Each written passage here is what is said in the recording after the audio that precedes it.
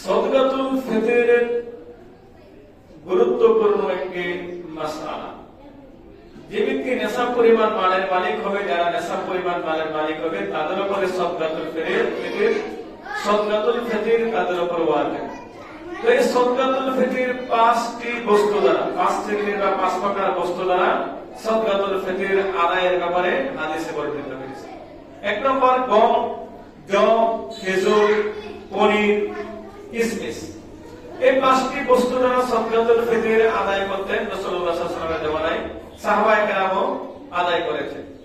এখন গম দ্বারা যদি কেউ, অর্থাৎ গমের যে আটা দ্বারা যদি কেউ সদকাতুল ফিতর আদায় করে, বর্তমান বাজার মূল্য যার মূল্য আসে 110 টাকা, পরিমাণ হচ্ছে অর্ধ-ছা, অর্থাৎ 1 কেজি 650 গ্রাম। 1 কেজি 650 গ্রামের যে মূল্য, সেটা দ্বারা কি করা সদকাতুল ফিতর আদায় করা।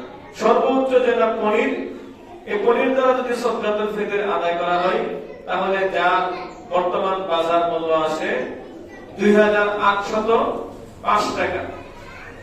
এরপরে জব, খেজুর, কিশমিশ, এগুলির দ্বারা কি গমের তুলনায় এগুলির মূল্য অনেক বেশি। এখন যার অবস্থা যেরকম সে তার অবস্থা অনুযায়ী বস্তু দ্বারা কি সদকাতুল ফিতর আদায় করে। ওই সময়কার সময়ে গমের মূল্য ছিল বেশি, যার ফলে অর্ধ-ছা ছিল কম। আর এখন যেহেতু গমের মূল্য কম, এজন্য অন্যান্য যে বস্তুগুলোর কথা বলা হয়েছে সেগুলোর মূল্য বেশি।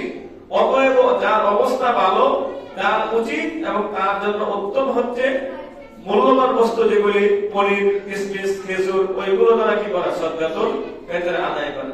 কিন্তু আমাদের সমাজে দেখা যায় এক ব্যক্তি কোন রকমের নেশাব পরিমাণের মালিক, সে 110 টাকা হারে সদকাতুল ফিতর আদায় করে। আরেক ব্যক্তি দেখা যায় কোটি কোটি টাকার মালিক, লক্ষ লক্ষ টাকার মালিক, সেও এই স্বাভাবিক গমের দ্বারাই কি সদকাতুল ফিতর 110 টাকা করে হারে আদায় করে।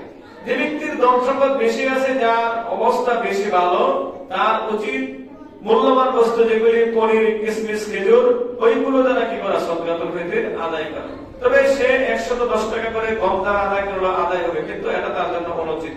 তার জন্য উচিত বা উত্তম হচ্ছে তার অবস্থা যেহেতু ভালো আছে, তার অবস্থা অনুযায়ী সে মূল্যবান বস্তু যেগুলো, সেইগুলো দ্বারা কি করা সদকাতুল ফিতর আদায় করা। আমাদের সমাজে দেখা যায় ধনী এবং কোন রকম যারা সদকাতুল ফিতর যাদের উপর ওয়াজিব হয়, নেশাব পরিমাণ মালের মালিক, সবাইকে 110 টাকা এই গমের দ্বারা কি করে আদায় করে। এটা কি হয়?